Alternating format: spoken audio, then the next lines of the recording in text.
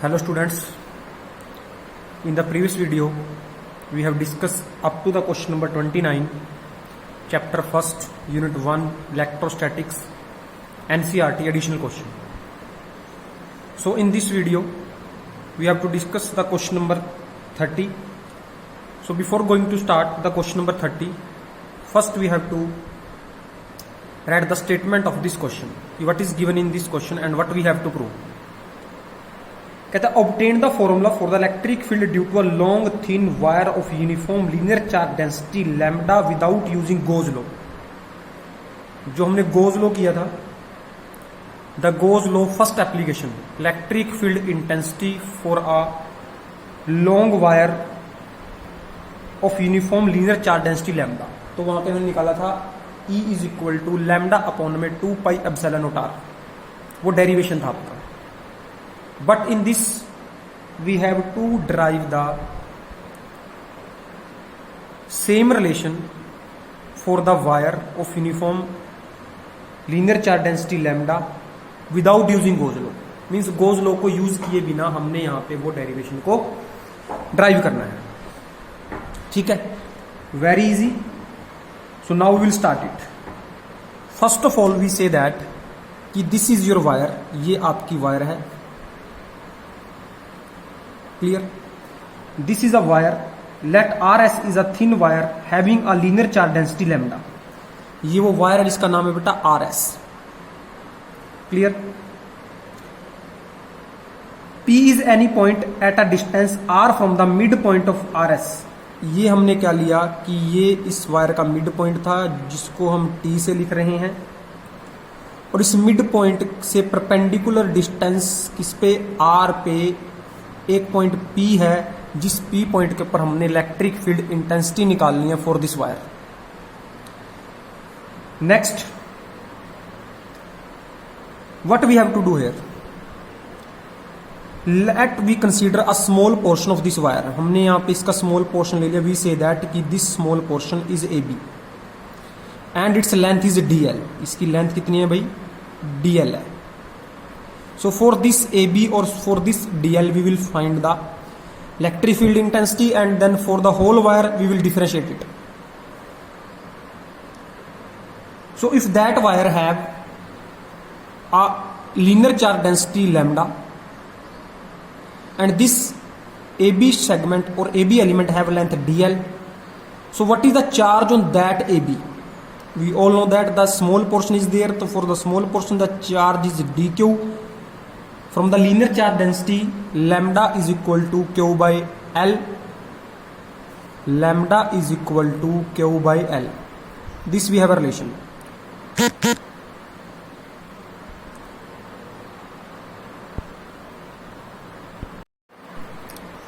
So now what is charge on length AB? From this relation we can easily find the charge. So this charge is equal to dq. तो ये जो charge बन जाएगा वो बनेगा lambda into में dl. Means this small portion contain charge lambda into dl. So if we meet this point with P, यहाँ से इसको हमने P से मिला दिया, we can say that कि this is at a distance x, this is also x. ये हमने दोनों को x इसलिए मानना कि जो A और B पॉइंट है that are very close to each other.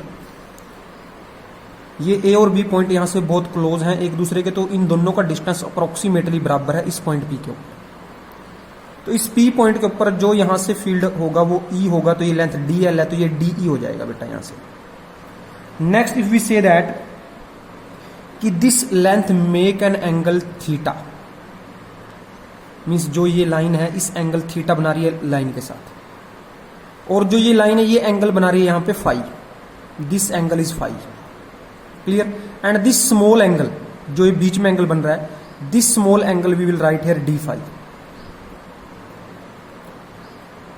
Next, if this angle is theta, so corresponding angle are equal, so this angle is also equal to theta. ये भी किसके इक्वल होगा, थीटा के equal होगा.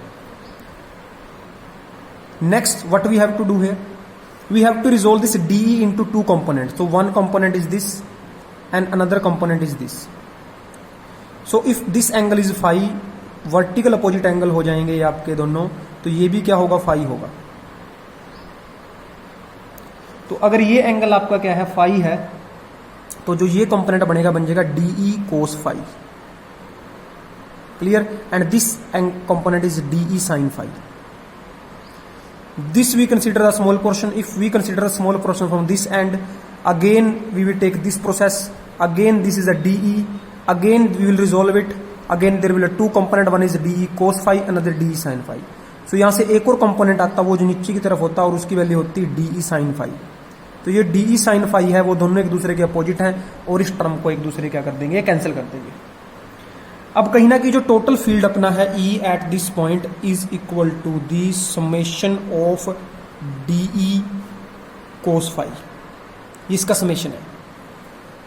Clear? अगर इस summation को मैं चेंज करना चाहता हूं तो ये हो जाएगा it is change in integration, तो ये बन जाएगा DE cos phi.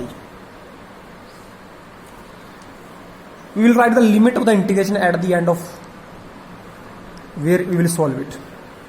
So ये हमने E निकाल दिया. जो टोटल E है वो E है DE cos phi के इक्वल है. मतलब जितने भी DE आएंगे उन सबको ऐड करना है और आपका टोटल यहाँ पे निकलेगा वो.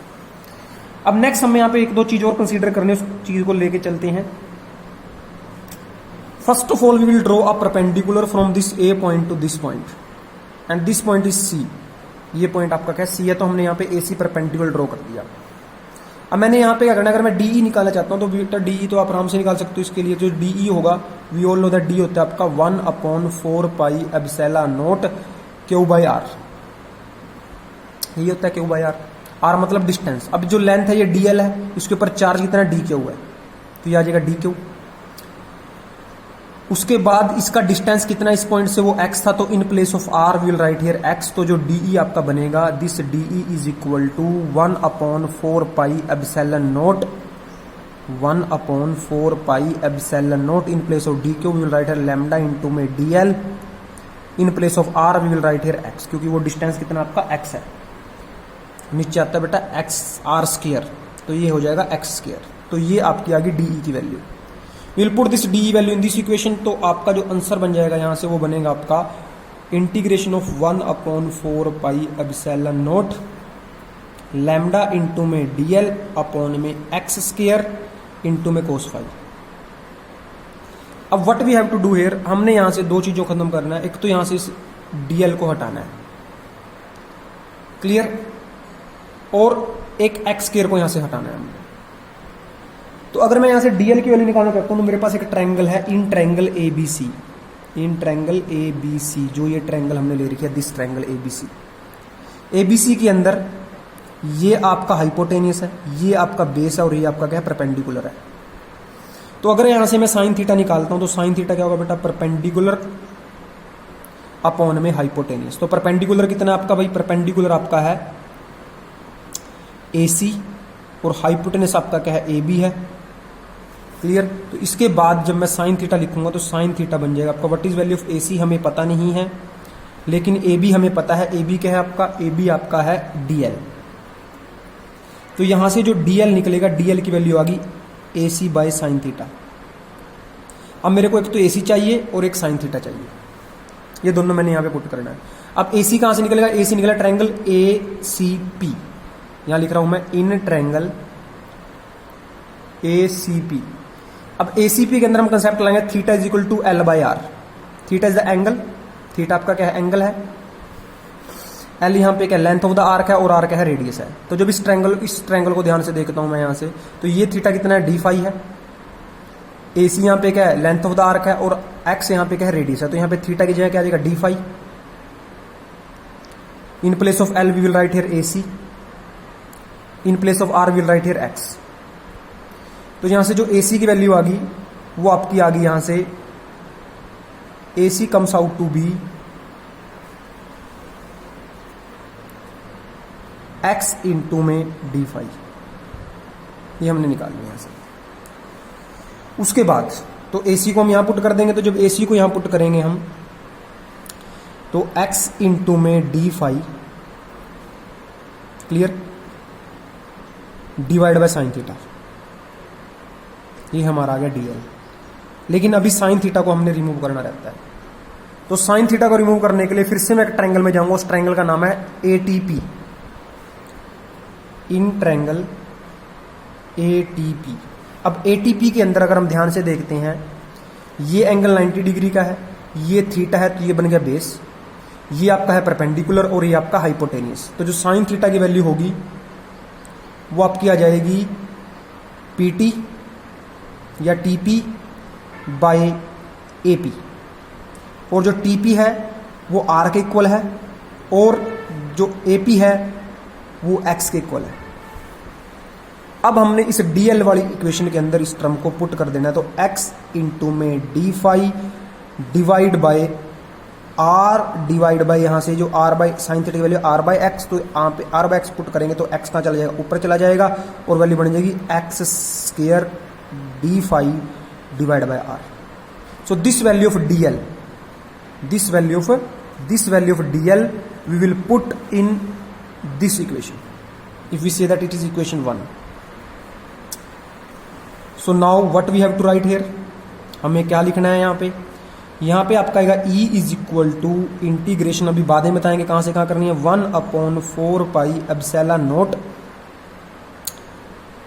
लैम्डा एज इट इज रहेगा, in place of DL we write here X square into में D phi divide by R। नीचे X स्क्वायर चल ही रहा था आपका डॉट कोस फाई, तो ये X स्क्वायर से आपका X स्क्वायर क्या हो गया, कैंसिल हो गया। तो हमारे पास जो इक्वेशन बन गई वो बन गई integration 1/4 pi epsilon not lambda by R into में कोस फाई इंटू में D फाई। अब ये सारा का सारा फंक्शन हमारा फाई में आ गया, इसमें आ गया बेटा अपना फाई के अंदर आ गया सारा का सारा फंक्शन। क्लियर? तो अगर हम ध्यान से देख रहे हैं यहाँ पे पॉइंट को, मैं फिर से डायग्राम पे लेके जाना चाहता हूं आप लोगों को कि इस पोर्शन ने यहाँ पे जो एंगल फाई बनाया है, अगर हम और नीचे लेते तो ये एंगल और बड़ा होता है यहाँ पे। तो कहीं ना कहीं जो आपकी इंटीग्रेशन है वो इस रीजन में हो रही है, लाइक दिस। ये 0 था तो ये पॉजिटिव कितना एंगल है 90 डिग्री, तो मतलब 0 से π/2, फिर नीचे 0 से लेके माइनस के π/2। तो जो आपकी इंटीग्रेशन होगी वो हम करेंगे प्लस के π/2 माइनस के π/2। ठीक है, तो आपके माइनस के π/2 प्लस के π/2। क्या रीजन है इसका बता देते हैं आपको, फिर से एक बार आपको बता रहा हूं। यहां पे मैं आपका जो एंगल है बेटा, ये पूरा अगर मैं इसको परपेंडिकुलर खींच देता हूं, मैंने यहां पे ले लिया तो ये यहां आना था, ये फाई और बढ़ गया, और नीचे से लेते तो फाई और, मीन्स आपकी इंटीग्रेशन इस रीजन में हो रही है, लाइक दिस। तो ये पूरा कितना 180 है। तो अगर हम ऊपर पार्ट को लेते हैं वो 0 से π/2 है, लोअर पार्ट को लेते हैं कहाँ है वो 0 से लेके माइनस के π/2 है। तो अगर हम इंटीग्रेट ही कर दें कहाँ से, माइनस के π/2 प्लस के π/2, तो ये आपका माइनस के π/2 इधर है और ये आपका क्या है प्लस के π/2 है। ठीक है, फॉर इन्फानाइटली लार्ज, अगर इन्फानाइटली लार्ज हो जाएगी, मतलब ये तार, अभी तो हमने एक फाइनाइट लेंथ ली थी RS, अगर ये इन्फानाइट होगी, बहुत बड़ी तार होगी, तो जो इंटीग्रेशन होगी वो कहां से कहां होगी, माइनस के π/2 प्लस के π/2। अब नेक्स्ट आप लोगों ने देखो क्या करना है, इसको ध्यान से देखते हैं इंटीग्रेशन के अंदर। अब यहाँ पे देखो टर्म कौन कौन सी, सारी की सारी टर्म आपकी कांस्टेंट, सिर्फ किसको, इस कोस फाई को छोड़कर। Lambda is a constant, R is constant, 1/4 pi epsilon is constant. तो ये अगर कांस्टेंट को हम बाहर ले लेंगे तो लैम्डा अपॉन में 4 pi epsilon not into R, ये आपका बाहर आ गया। क्लियर? अंदर आपका बचा कोस फाई इंटू में D फाई। अब हमने करनी है कोस फाई की इंटीग्रेशन, तो जो लैम्डा अपॉन में 4 पाई एप्सिलॉन नॉट R है वो एज इट इज रहेगा। जो कोस फाई होगा उसकी इंटीग्रेशन हो जाएगी साइन फाई, कहां से कहां तक, π/2 माइनस के π/2। अब हमने क्या करना है, आगे इंटीग्रेशन के अंदर लिमिट को पुट करना है। तो जब लिमिट को पुट करेंगे तो लैम्डा बाय 4 पाई एप्सिलॉन नॉट R, एक बार पुट करेंगे हम साइन π/2 माइनस साइन माइनस के π/2।